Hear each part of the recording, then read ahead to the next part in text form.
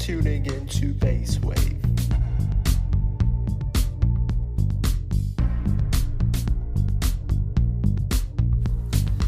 Welcome to the Now Network. I am Sinan. And I am Emilie. And we are students at Leiden University in The Hague, the city of peace and justice. We realized that there are many different exciting people everywhere around us, in university, in business, or on the street.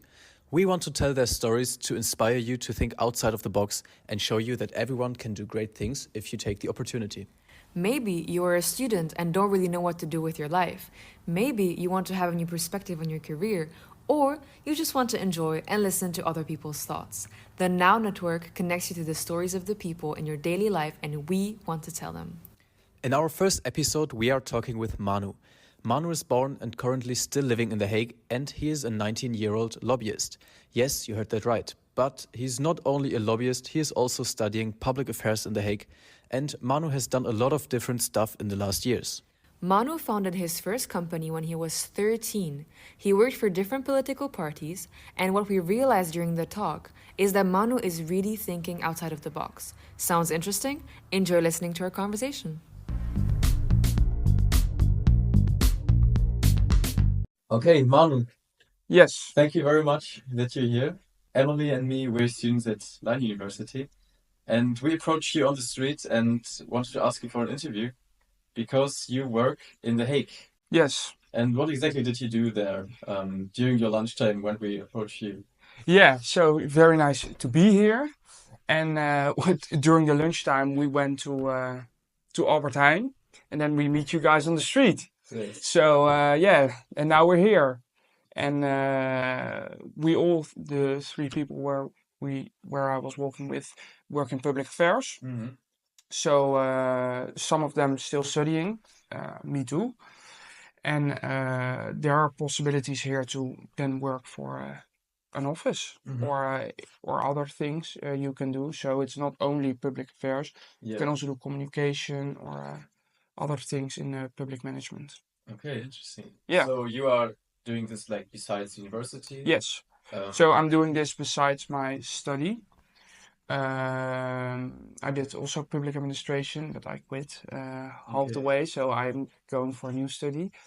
But yeah, you can still work there because when you have a bit of experience in public affairs or in politics, yeah, you can work for a big company like that. Mm-hmm.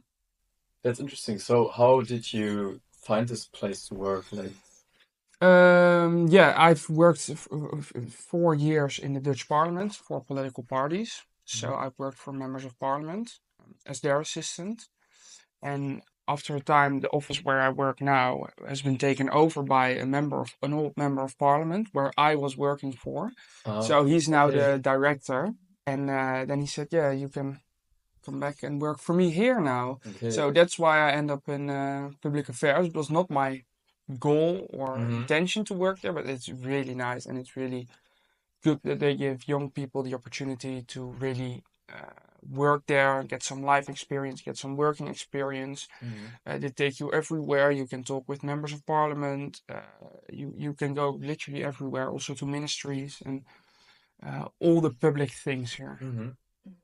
And so how does your job look like? What do you do in public affairs? So you are managing the interests of your clients. So your client has a problem with something. It really doesn't matter. Take Shell. Take a big company like Shell.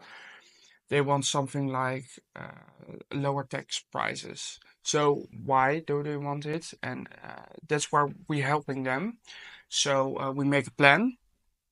And then we go to members of parliament or other stakeholders, so to convince them of the lower tax prices. Because why do they need it? Is it for something like they can hire more people? So there's going to be more money in the economy. People give more money out. So that kind of things. That's what we do. So we make plans for our clients and we help them with their problems. So you're basically working like on the edge of society and politics or companies, Yeah. like whose interests you are advocating for. Yes. Right. So Okay. it really doesn't matter who is coming to us. It can be the NS, the trains, or it can be the buses, or it really doesn't matter. If the director says, yes, this is a good company and we can help them. So yeah, we can help everyone.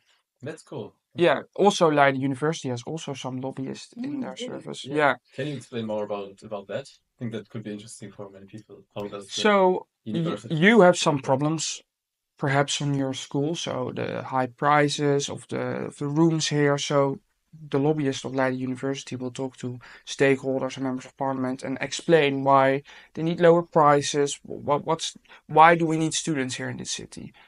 Yeah, all that kind of questions they work on and publish them on websites or members of parliament or other people. So they really people understand the necessary of students here in The Hague. So also they're also going to companies. Said, hey, you can take interns from our university to help them on a job. So Yeah. it's not only the big companies like Shell or Marlboro or that kind of companies with lobbyists. Also universities, but also green companies like Oxfam Novib has also lots of lobbyists in their arsenal.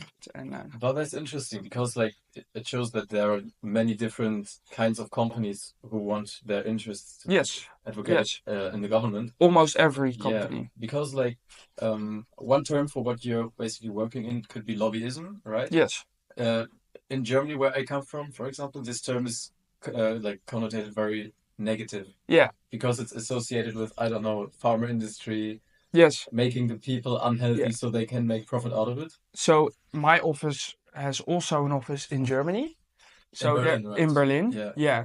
So in Berlin, it's a bit different. Mhm. It's very strict. You have a lobby register. So Mm. if members of parliament talk there with lobbyists, they need to put it in a map and show it on the internet with who they're talking, what's the price. Everything's published. Yeah, everything is Exactly. published. Yeah. That's not what we have here. It's democratic because everybody can do it, Mhm. and it's not negative at all. Yes. But that's my opinion. Some people say, yeah, it's not that good. Mhm. That we have so much lobbyists and only the big companies can hire the big firms. Mhm. And there are a few big firms here, I think 5 or something. Yeah. So your main skill is to really be the social butterfly and go networking with all these people. Yeah, it's not only, it's also networking. I think that's also a big point of lobbying. You need to have a network. So you have a cafe in the parliament, Nieuwsport it's called, Mhm. and where all journalists and members of parliament and other people will come to drink coffee or something. And that's the place where you need to network Okay. and get your numbers or email addresses. Mhm. So you have really good contacts with those And members. it's in the Parliament building. It's in the Parliament Okay. building, yeah. Okay. Yeah, it's in the Parliament building. Yes. So yeah, and you can also go there because it's not only it's for everybody. Okay. So yeah, Really? Is it open to the public? yes, it's open to the public, but you need to fill in a form. Yeah. Okay. That's the only thing, but then Mhm. you can go. You talked about these companies who are looking for students as well for internships. Yes. What are the required skills that will be needed for students? Or what is it that the companies are looking for in students? Yeah, they're looking for them because when you're young and you get that kind of a position at a company, you probably will stay there for a long time. So that's good for the company. They have good people. They work there several years because every company is looking for people, and especially young people, smart young people that wanted to work there. So the requirements are really have a good study, understand the company, uh, and you need to be really happy to work there. That's the only thing that you really need, and then they will hire you. Absolutely. Okay. Okay. Do they require certain studies that you have to do? Like, or could anybody apply? No, not everybody can apply for everything. Most of the people at my office did European studies or public administration or that kind of things because you really need to in lobbyism, you need to understand how does the government work? How do we get rules? How works everything? But in another company like Oxfam Novib, you can have other things than European studies or that kind of things. And it doesn't really matter if you have a bachelor, master. Yeah, some of the big lobby companies want a master. But it doesn't matter if you have a HBO, a higher educational degree Exactly. or university. That doesn't matter. It's just, do you understand it? Do you want to work there? And what do you what do you want by yourself? So do you really want to be there, or is it just from I need some work and I just do it? Okay. Yeah. So what would be like the hard skills that you have to have in order to work in this branch? Like you already said, it's important to be able to be a good networker. for Yeah, example. you need to be a good networker, but also you need to be very social. You need to have your now. So most of the people have a political opinion. You need to shut it up for yourself and Okay. just be your own. Uh-huh. But your client is more important than your own political opinion. Sometimes I think, oh, that's a good idea, and then my company thinks, no, we want this. Especially for some things for the climate or some things for other things, and then you think, no, it's not good for the climate or other things, and then you need to think, yeah, but it's my client, I will take it, I will do it, and that's the only thing you really need to do. So networking, no political opinions. Okay. Yeah. But that's interesting to know. Like, if you have too strong of a political opinion, Yeah, it could be not the right thing for you if you're not comfortable with Yeah, clients that share a different political opinion. yeah, that's true. But if you work for a company that has the same political opinion like Oxfam Novib, then it's okay. Yeah, But true. if you are thinking, oh, climate change and that kind of things, and you're gonna work for Shell, then you're gonna have a little problem with yourself, I think. Yes. So, and if you work for firms, you get all kind of clients. So then you have absolutely no political opinion about something. Okay. So this activistic mindset is really not No. looked for. No. Yeah, if you work for Oxfam Novib or the Green, that kind of companies, then it's okay. Because you're their lobbyist then, and then you have the same political opinion. But if you work for firms, it really doesn't work that good. So how does your actual day look like when you work for them, and how do they distribute the tasks to the working students? So do you get like a project that you're working on? I have a lot of freedom, really a lot of freedom. So I have my own clients. I do them completely by myself. And not everybody has that. Some have a senior advisor looking on them. I have only a partner where I'm working with. So every appointment that I have, I do by myself, and I will call with members of parliament myself. So it's a lot of freedom. What makes it really nice, it's really a position where you can learn a lot more. And I'm also not working 40 hours a week because I'm studying. So you get a lot of freedom in that kind of a position. You need to do your work, and sometimes I work 5 hours a day, sometimes I work 2 hours a day. If I get my appointments done, if I get my client happy, then it's okay. Yes. And it always starts with lots of reading. What's the problem of the client? What's the political area he's sitting in? Do you need to look to left parties, right parties, middle parties? Do I need to go to the first members of parliament, or here in this parliament? Yeah. So, or I need to go to the province or something else. Yeah. So we saw that you already said that you worked for different political parties as well. Yes, How did that like contribute to your current work now, and how it helps a did it lot. teach you? Yeah, what did it teach me? So it teach me a lot about how political lines go. So I've worked for a far right party, I've worked for a far left party, and I worked for a middle party. So that gives me the best idea of, hey, how do those people think? And now I know them, so it's really easy for me to call them because I work with them. So it makes it a lot more easy if you've worked in parliament to talk to those people. And if you saw our website, you will see ministers that worked and now working at our firm. Also a lot of members of parliament, I think 4, working now at our firm, old members then. So they know everybody, and that's the same. I've worked for those parties. I've worked for 3 members of parliament. So you really have a good idea of why do they think like this and how can you influence them a bit more in a way that your client is happy. So it's really a lot about this whole social thing. Yes. So to understand how do these people think, what do they want, how do Yeah. they operate. Yeah. Okay. Yeah. A lot of psychology. Then, no? Yeah.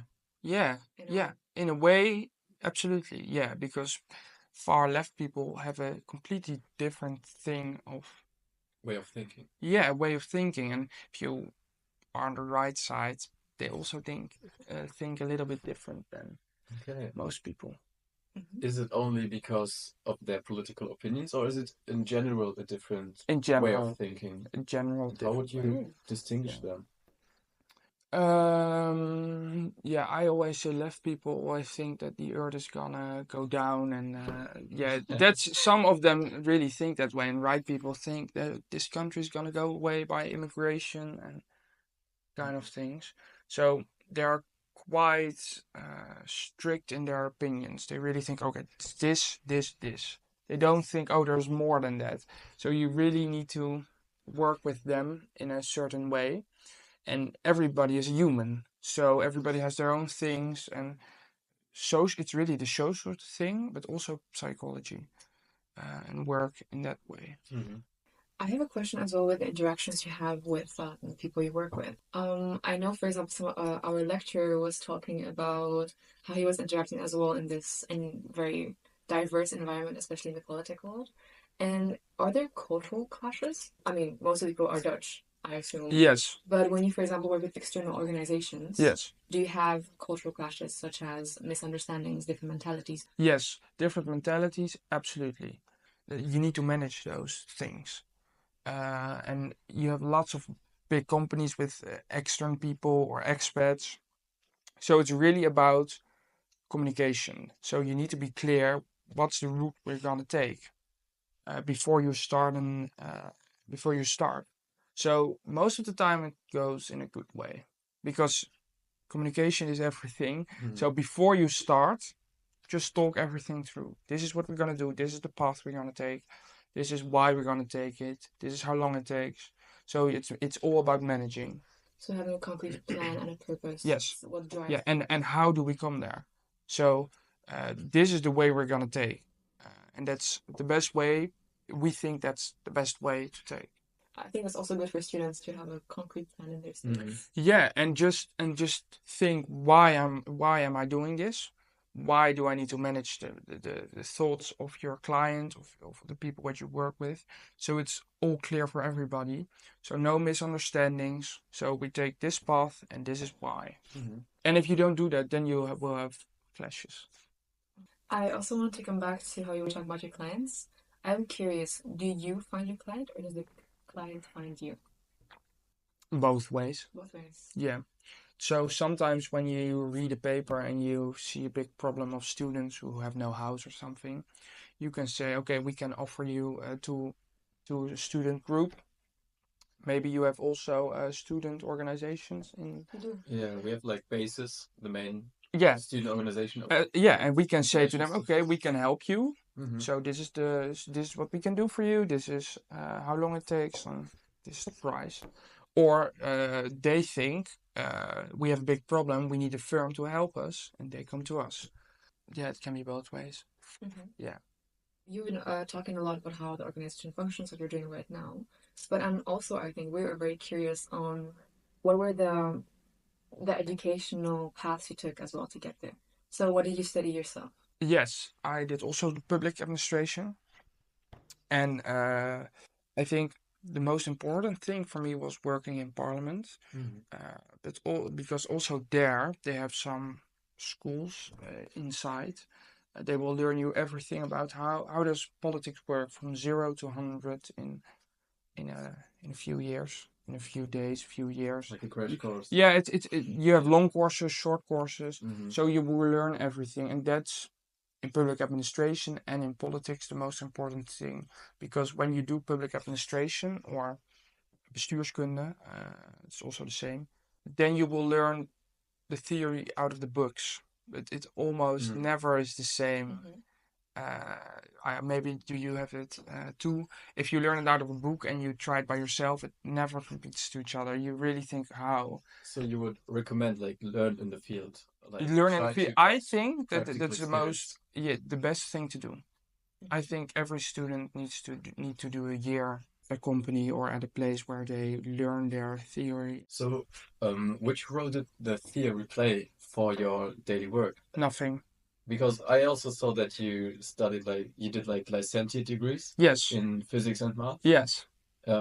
Which role does this play in your daily life?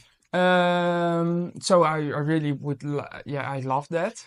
But I think math is really about why do things happen, and there's just one way, and that's math.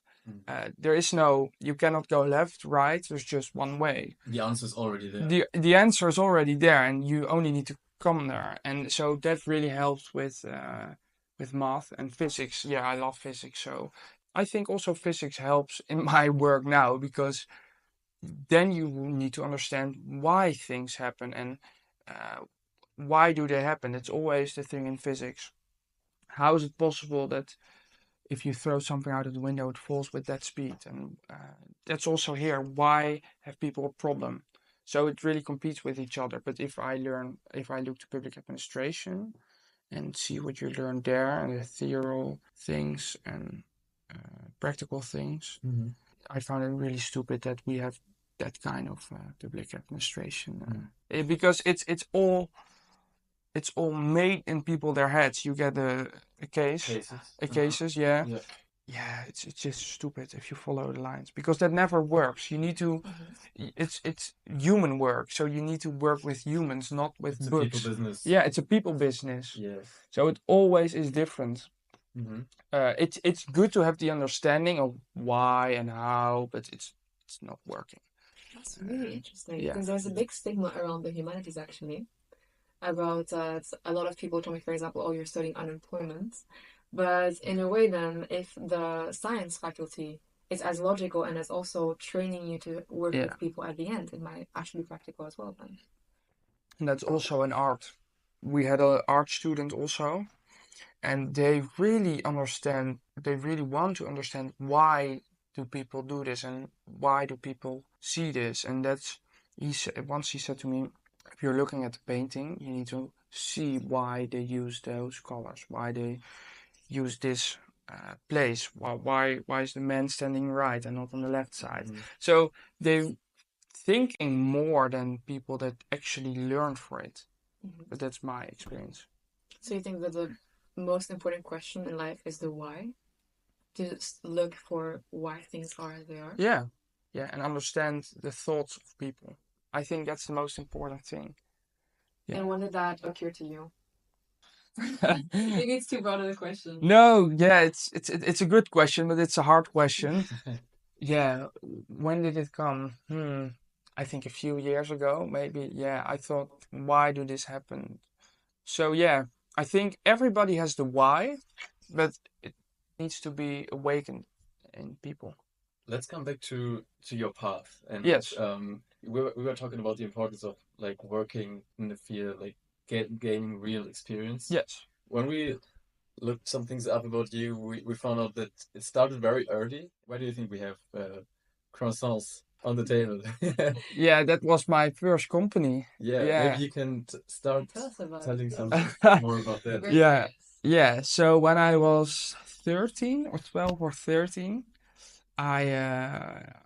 I thought I want a company for myself and I want to start something. I want to have some money.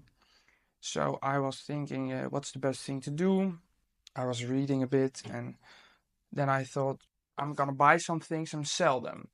So the first thing didn't go as good as I wanted. But the second thing was go to the bakery and ask, can I buy that? Can I buy a lot of them for a lower price? So I bought them for 57 cents or something. I really don't know. And I sell them for 150. Wow. So so that was And a you were lot. like 13 years old. Yes. And that started as a small business with 10 people that buy it and say, oh, that's really nice. And then it grows and it grows and it grows and it grows. And then it made a lot of money. So it was only on Sundays. I was need to be up at 7 and then bring them all around the place. And then I had 30, 40, 50 clients at the time. Yeah, at the end. And then I quit it because I went to work in Parliament. Where did that idea strike you? Why did you want to suddenly have a business? I really don't know why. Yeah, I thought, I want to make some money, but I don't want to work for a boss. I will do it by myself. And that really worked. Yeah, that really worked. So, and I said, you read the papers maybe. I've stand in the papers and that kind of thing. So some members of parliament saw it, and then I was asked for an interview, and then I worked there when I was 14. You started at Parliament when you were 14? Yes. Yeah. But this demonstrates the importance of real life Yeah. actions, right? Yeah. So when I was 14 till 15, I worked for the Christian Democratic Appeal, and they learned me a lot of things. And I was also in their youth organization. So from croissants to Parliament, and that's why I quit it at the croissants. Yeah. It went like 4 years or something, right? The croissant company? Yes. Yes. And how did you develop the whole thing? How did you process it? And how did you gain all these skills when you were a teenager, basically? It was just coming up. So I sell those things, and then you get a lot of money. So so my parents said, yeah, so maybe you need to pay some tax now.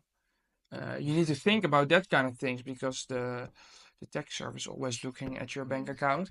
So yeah, you're going to read again, and your parents sometimes help with some small things. You learn a lot by yourself or by reading or seeing some videos, or just working helps a lot. So I make faults every day, but also then, and from faults you can only learn. So that helped a lot. So it was really about, it was really fun. But it was also the thing of working on that age was really helping me until now. It really helped me. It really helped me. And also it still helps me with some things that I think, okay, I need to read it first. I need to really understand why. What exactly did you learn from that time? Also, like maybe about yourself in a way of organizing your life. Yeah, it really helped me organize my life a lot. So it was not only good for money, it was really a way of thinking and living, because on Tuesdays I need to send who wants to order for Sundays, because there were so much orders. Then I need to fill in some forms, and that's what you take with you all your life. So I have a lot of structure. I always work in different structures, so I'm never too late on appointments. And that's from there, because I really understand why you need to be there on time, and the people appreciate that, and I still use that a lot. So it would almost never happen that I'm too late. Managing your time, managing your daily schedule, what would you recommend people to take from that for their own lives? Because I think that's the thing that many students actually struggle with, that they don't really manage their time, and they don't really organize their lives. And I think a lot of students with potentially very good perspectives for the future, I think there are many very talented and intelligent young people who are way below their potential because they don't know how to manage that time. I think on primary school we need to put so much more effort in that kind of things. Yeah, you need to learn young children why you need to be there on time, and why you need to have structure in your life, because it starts at a young age, and when you're older and you don't learn that, so yeah, it will be chaotic, and then you will have problems. So I think it starts from primary school, but also in university. I think the people that teaching you and really need to tell you why it's good to have structure and how you can get there. So it's not only, yeah, you need to have structure, so, but also help them with, if you have an assessment, so everybody needs to fill in a form and with their time management schedule. I think that's a good begin, because that will people need to think about their time. So how did you personally structure or still do structure your studies? Do you have like any tips to tell young people? Yeah.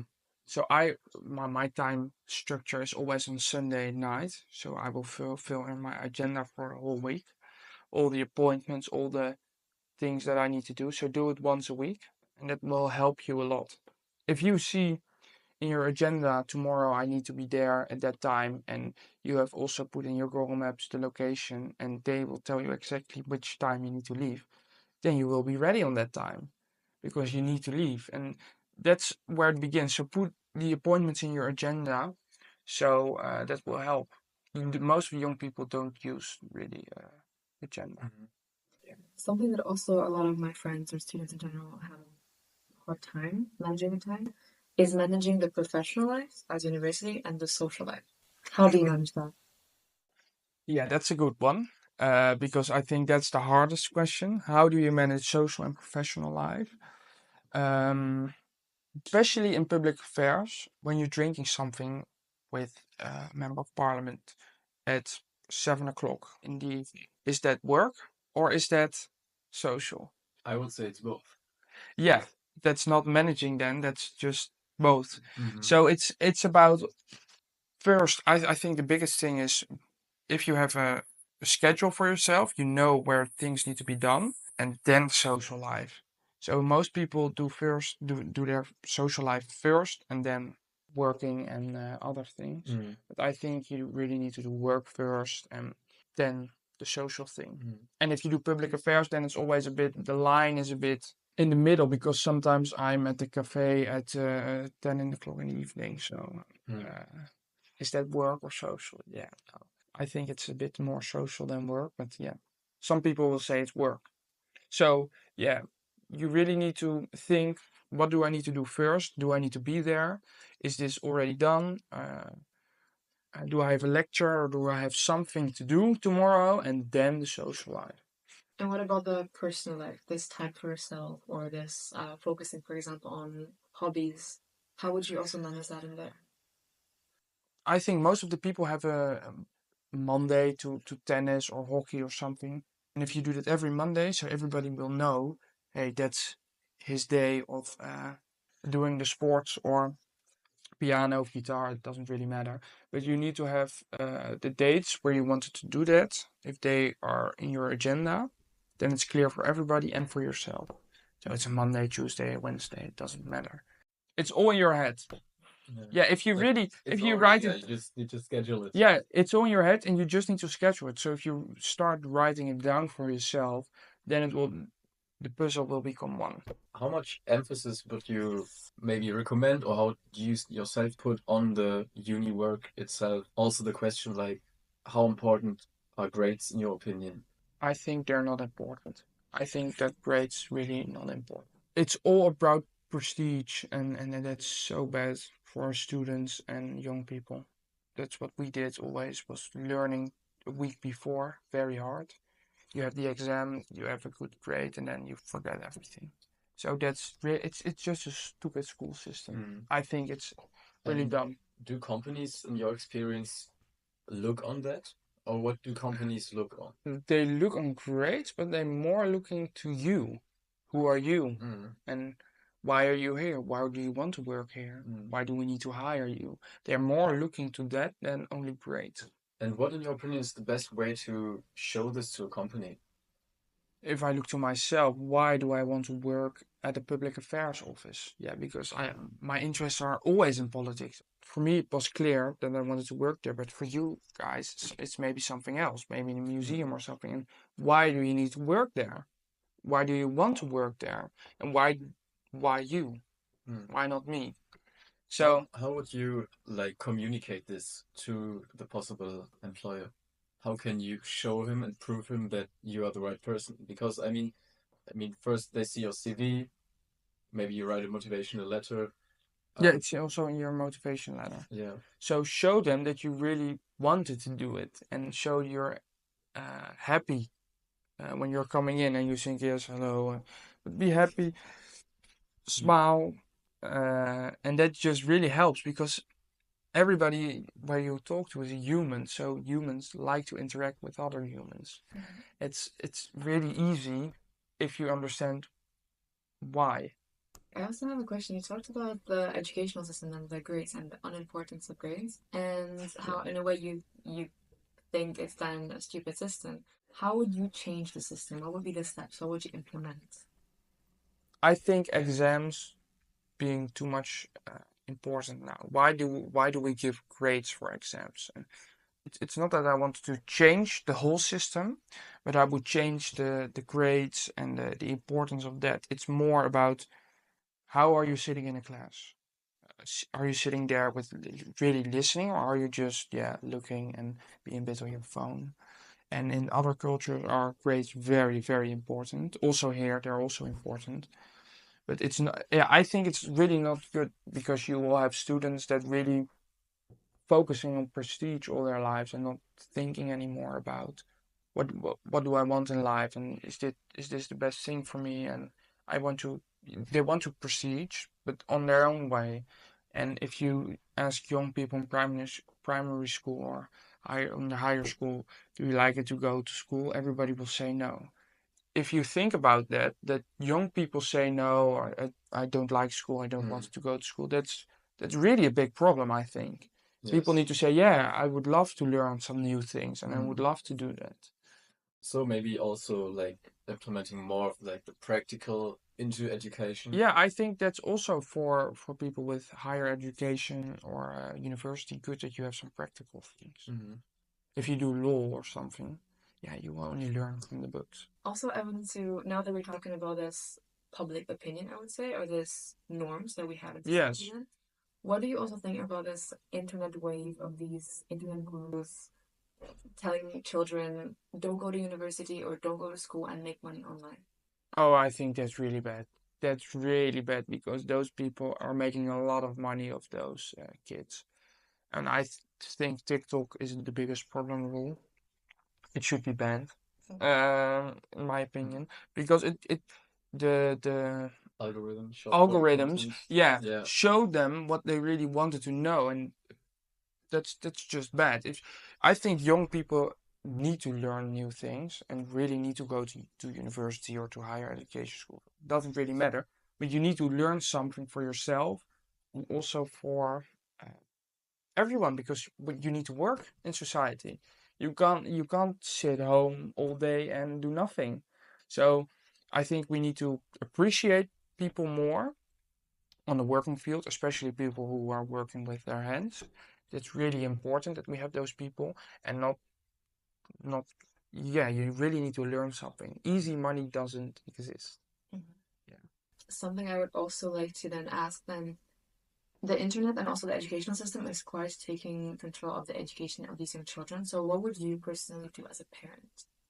How would you as a parent guide your child to be what you're describing?